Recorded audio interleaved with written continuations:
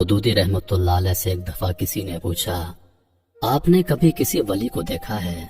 सैयद मौदूदी रहमतुल्लाह अलैह ने जवाब दिया कि हाँ, अभी 2 दिन पहले ही लाहौर स्टेशन पर देखा है। हमारी गाड़ी जैसे ही रुकी तो कुलियों ने धावा बोल दिया और हर किसी का सामान उठाने और उठा कर भागने लगे। लेकिन मैंने एक कुली को देखा कि वो इत्मीनान से नमाज में मशगूल है। जब उसने सलाम फेरा तो मैंने उसे सामान उठाने को कहा। उसने सामान उठाया और मेरी मतलूबा जगह पर पहुंचा दिया। मैंने उसे 1 रुपया किराया अदा कर दिया। उसने 4 आने अपने पास रखे और बाकी मुझे वापस कर दिए। मैंने उससे अर्ज की कि 1 रुपया पूरा रख लो, लेकिन उसने मुस्कुराते हुए जवाब दिया, नहीं साहब, मेरी मजदूरी 4 आने बनती है। आप यकीन कीजिए, हम सब वलीउल्लाह बनने और अल्लाह के वलियों को ढूंढने में दरबदर जलील व ख्वार होते हैं। हम समझते हैं कि हमें मुश्किल तरीन रियाजतों, मुशक्कतों और मुराकबों से गुजरना पड़ेगा। सारी रात नवाफल में गुजारनी पड़ेगी, या शायद गले में तस्बीह डालकर मेले कुचैले कपड़े पहनकर अल्लाह की सदाएं लगाना पड़ेंगी। तब हम वलीउल्लाह के दर्जे पर पहुंच जाएंगे। आप मुलाहिजा करें, हमारी आधी से ज्यादा कौम उसी को पहुंचा हुआ समझती है जो अजीब व गरीब हरकतें करता नजर आएगा, जो रुमाल में से कबूतर निकाल दे या आशिक को आपके कदमों में डाल दे। अल्लाह का दोस्त बनने के लिए तो अपनी अना को मारना पड़ता है। कुर्बानी, इसार और इत्तेफाक को अपनी जात का हिस्सा बनाना पड़ता है। अशफाक साहब कहते हैं, एक दफा मैंने अपने अब्बा जी से पूछा कि इश्क मजाजी और इश्क हकीकी में क्या फर्क है। उन्होंने कुछ देर सोचा और कहने लगे, बेटा, किसी के आगे अपनी अना को मारना इश्क मजाजी है और सारी दुनिया के सामने अपनी अना को मार लेना इश्क हकीकी है। हजरत जुनैद बगदादी अपने वक्त के नामी गरामी शाही पहलवान थे। उनके मुकाबले में एक दफा इंतहाई कमजोर और लागर शख्स आ गया। मैदान तमाशाइयों से भरा हुआ था। बादशाह अपने पूरे दरबारियों के साथ जुनैद बगदादी का मुकाबला देखने आ चुका था। मुकाबला शुरू होने से पहले वो कमजोर आदमी जुनैद बगदादी के करीब आया और कहा, देखो जुनैद, कुछ दिनों के बाद मेरी बेटी की शादी है। मैं इंतहाई गरीब और मजबूर हूँ। अगर तुम हार गए तो बादशाह मुझे इनाम अकराम से नवाजेगा, लेकिन अगर मैं हार गया तो अपनी बेटी की शादी का बंदोबस्त करना मेरे लिए मुश्किल हो जाएगा। मुकाबला हुआ और जुनैद बगदादी हार गए। बादशाह को अपनी आंखों पर यकीन न आया। उसने दोबारा और फिर 3 मरतबा मुकाबला करवाया और तीनों मरतबा जुनैद बगदादी हार गए। बादशाह ने सख्त गुस्से में हुक्म दिया, जुनैद बगदादी को मैदान से बाहर जाने वाले दरवाजे पर बिठा दिया जाए और तमाम तमाशाइयों को हुक्म दिया गया कि जो जाएगा जुनैद बगदादी पर थूकता हुआ जाएगा।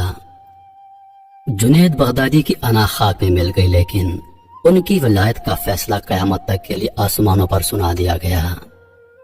वली वो होता है जो लोगों की जिंदगियों में आसानियां पैदा कर दे, जो किसी को जीने की उमंग दे दे, चेहरे पर खुशियां बखेर दे। जब कभी बहस का मौका आए तो अपनी दलील और हुज्जत को रोककर सामने वाले के दिल को टूटने से बचा ले। उससे बड़ा अब्दाल भला कौन होगा।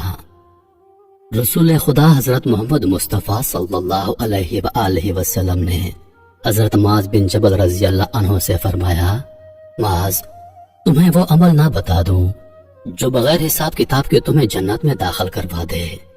माज रज़ी अल्लाह अन्हु ने अर्ज की, जरूर या रसूल अल्लाह सल्लल्लाहु अलैहि वसल्लम। आपने फरमाया, माज, मुशक्कत का काम है, कर लोगे? जरूर करूंगा या रसूल अल्लाह।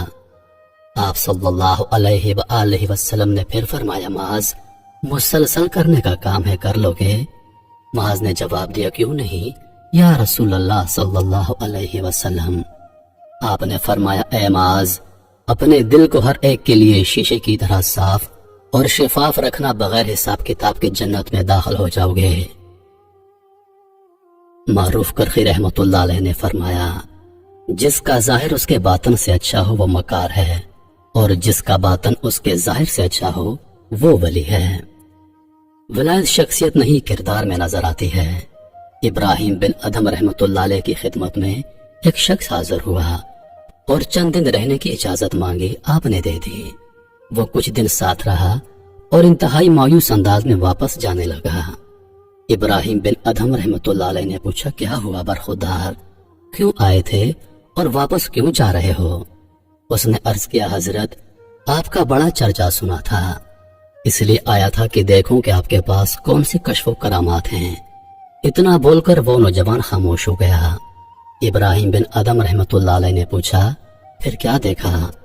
کہنے لگا، میں تو سخت مایوس ہو گیا ہوں، میں نے تو کوئی کشف اور کرامات وقوع پذیر ہوتے نہیں دیکھی۔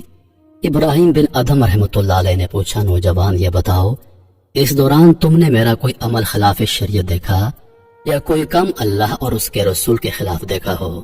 اس نے فوراً جواب دیا، نہیں، ایسا تو کچھ نہیں دیکھا۔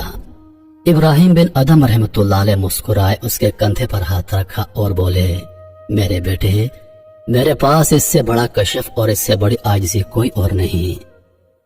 جو شخص فرائض کی پابندی کرتا ہو، کبائر سے اجتناب کرتا ہو، لوگوں کی زندگیوں میں آسانیاں پیدا کرتا ہو، آپ مان لیں کہ اس سے بڑا ولی کوئی نہیں ہو سکتا۔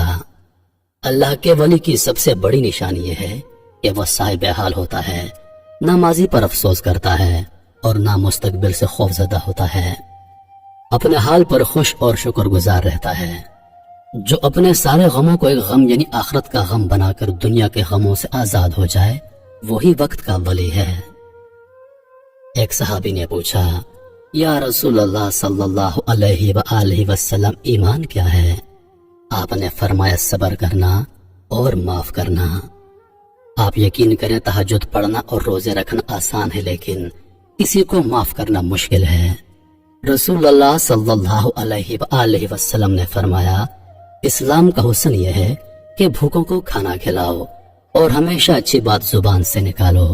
جو صبر کرنا سیکھ لے، بھوکوں کو کھانا کھلائے، ہمیشہ اچھی بات اپنی زبان سے نکالے اور لوگوں کے لیے اپنے دل کو صاف کر لے، اس سے بڑا ولی بھلا اور کون ہو سکتا ہے؟ یاد رکھیے، جو لوگوں سے شکوہ نہیں کرتا، جس کی زندگی میں اطمینان ہے، وہ ولی ہے۔ جس کے دل کی دنیا میں آج جنت ہے، وہی وہاں جنتی ہے، اور جس کا دل ہر وقت شکوے شکایتوں، حسد، کینہ، بغض، لالچ اور ناشکری کی آگ سے سلگتا رہتا ہے، وہاں بھی اس کا ٹھکانہ یہی ہے۔ فرائض کی پابندی کیجیے، کبائر سے اجتناب کیجیے، حال پر خوش رہیے، لوگوں کی زندگیوں میں آسانیاں پیدا کیجیے